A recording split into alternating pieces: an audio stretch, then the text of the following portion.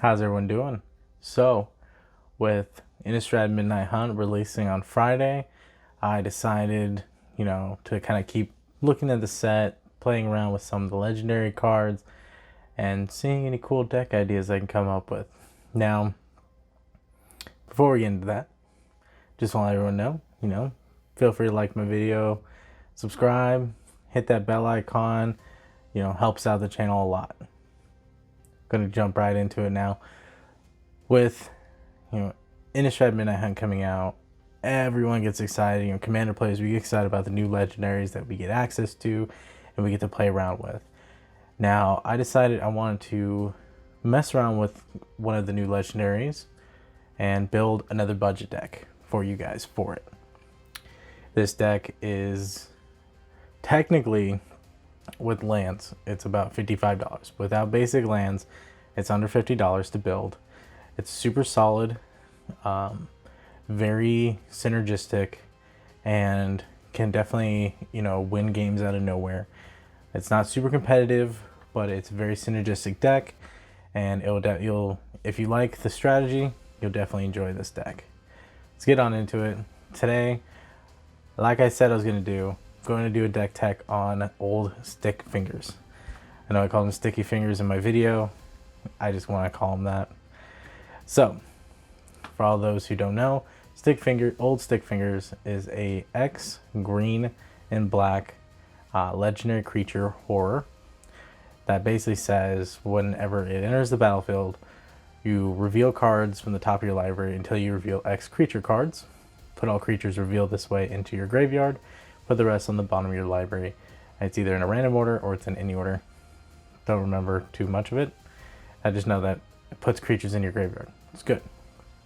And then its power and toughness is equal to the number of creatures in your graveyard. So, getting right into it, here's the deck. I'm going to break this video down into 3 major parts, just like I do with all my deck techs. First part is going to be called, I'm going to pull up my little notes here. It's going to be Fill the Yard, followed by the Ramp, because we need ramp, followed by let's reanimate it. So, Fill the Yard, basically the main strategy of this deck, it's a graveyard centric deck. You want to get as many creatures into your graveyard as possible.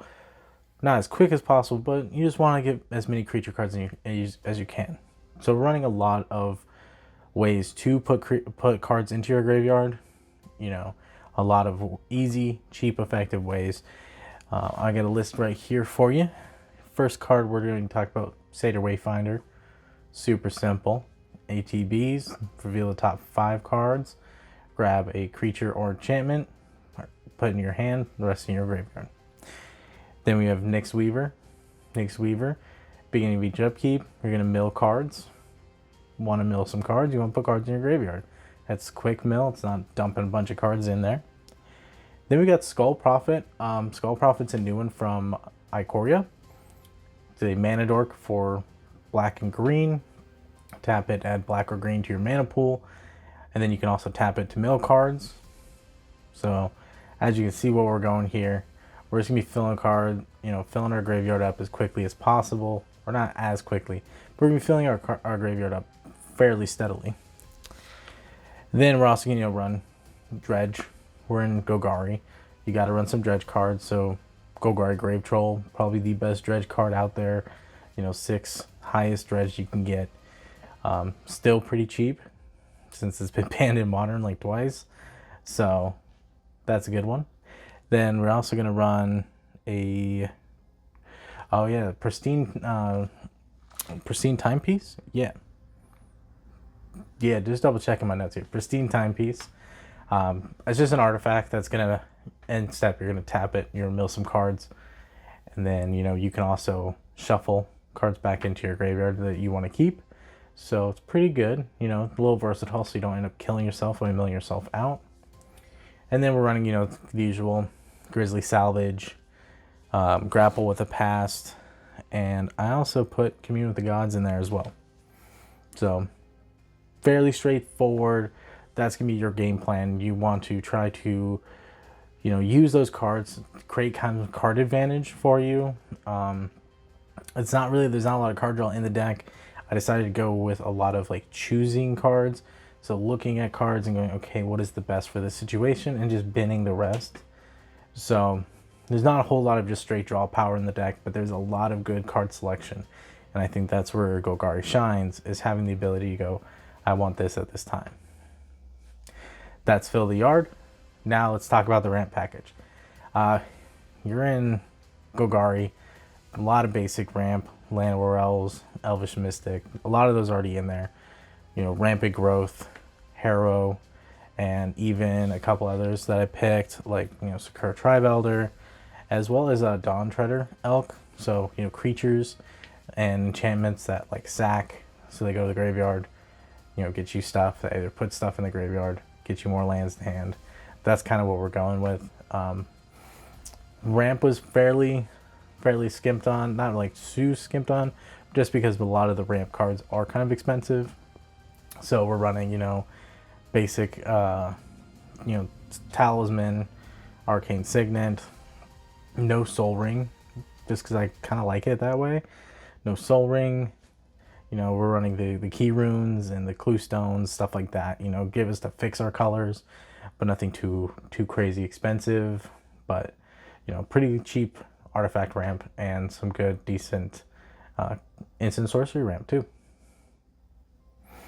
Now let's talk about the fun stuff. So you're in a graveyard deck. You're going to be putting creatures in your graveyard. You want to bring them back, right? Right. So how we're going to do that? On a budget? Super easy, super simple. There are a lot of actually really good budget Reanimate spells out there. Dread Return is one of my favorites. Dread Return, 2 and a black. Return target creature card from your graveyard. Put it onto the battlefield. Super clean, super simple. Flashback cost, sacrifice 3 creatures. There's going to be a lot of times where you have 3 creatures you can sacrifice to bring back something bigger. So Dread Return, always super solid. Really like it in the deck. Then, we're also looking at stuff like Victimize, because Victimize is always really good. You sacrifice a creature, bring 2 creatures back from your graveyard to the battlefield. Then I also, one of my personal favorites is Life Death, which is a dual face card, or like these OG split cards. Life makes all lands you control, creatures, which not the best in this situation, but not also the worst. And then if you want to run, Death, which is basically 1 in a black, and it's a Reanimate spell. It's literally Reanimate for 1 in a black. Grab a creature from your graveyard, put it on the battlefield, lose life equal to its CMC. Pretty good. It's a cheap Reanimate. Well, more expensive than Reanimate, mana-wise, but easier on the budget. And then I also picked, a couple really big, flashy, Reanimate spells like Ever After. Yeah, Ever After is another good one. That's like 4 and 2 black. Grab 2 creature cards, bring it back to the battlefield. They become zombies in addition to other types. So really big, you want to get those big honkers out, put them back on the battlefield, and boom, there you go. And then one of my other personal favorites, Stitch Together. 2 in a black, return a creature card from your graveyard to your hand. If you have Threshold, you Reanimate it instead. I will always find a spot for this card. I will cut the budget so I can play this card. It's one of my favorites. I will hands down always put it in any kind of black Reanimate style deck. It's in almost all my Golgari style decks. So definitely Stitch Together. It's one of my favorites. Just chef's kiss that one, right? Now we talked about kind of, what are we doing to get our game plan going, right? We talked about that. We know that. I know the question on your guys' mind is, how are we going to win? What are we doing to win? My computer's bugging on me, sorry. What are we going to do to win? So, the winning condition is kind of twofold. We have Sir Conrad. So we're putting a lot of creatures, we're milling a lot of creatures from the top of our library into our graveyard. We have some discard outlets and stuff, so we can discard creatures as well. So we have Sir Conrad there. He's going to do a lot of damage, You know, he can ping damage really aggressively, really quickly, especially with how consistently we're going to be milling our library, right? So Sir Conrad, and also like casting your commander after Sir Conrad's out, usually is going to do 5, 6, 7 points, you know, of life loss to each opponent. And by that point, you know, you've already probably swung with a bunch of creatures. Some creatures have died, you know. And then, of course, you can just activate Conrad to do the same thing, to just mill cards. And we're running a lot of creatures, so trust me, you're going to hit creatures a lot. There's a lot of creatures in this list for that reason. Now, I wanted to do something fun because it was a budget deck, and I don't think a lot of budget decks can kind of go the combo route. Now, I didn't go strictly combo. This to me is like the, you know, last ditch effort. This is how you're gonna win. So there's a lot of creatures in green and black that count how many creatures are in your graveyard. One of my favorites is Splinter Fright from the original Innistrad block. 2 green to, you know, put for a creature which is power toughness equal to the number of, you know, creatures in graveyards. And Gerard Gogar Lich Lord. That's right. We sacking things to Gerard and forcing our opponents to lose massive chunks of life with the amount of creature cards we're going to have in our graveyard. So, you know, Splinter Fright is one of them. Another one of them is the Lorgoyf. Yeah, Lorgoyf is another one that you can definitely use. And there's also a black one that I'm going to put on the screen here too. That is like Lorgoyf, except it only checks your graveyard. And it's like 2 and 2 black. It starts with an M. I have it here, but I can't read my own handwriting. So I don't know what to say to you guys there. I can't read my own handwriting. Anyways, that's the deck. I want to know what you guys think down below. I had a lot of fun kind of going through cards, seeing what I wanted to do with this and how I wanted to build it. I wanted to keep myself on that budget.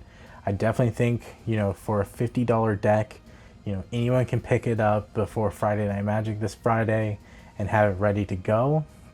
It plays some obscure cards, but, you know, it's definitely a lot of cards are easily be found. You could build it for $50 if you pulled Stickfingers and wanted to find something to do with him. There you go right there. Let me know what you guys think down in the comments section below. Tell me if there's any other commander you guys want to see a deck tech on. I'll take a stab at it and work on something for you guys. And as always, play more games.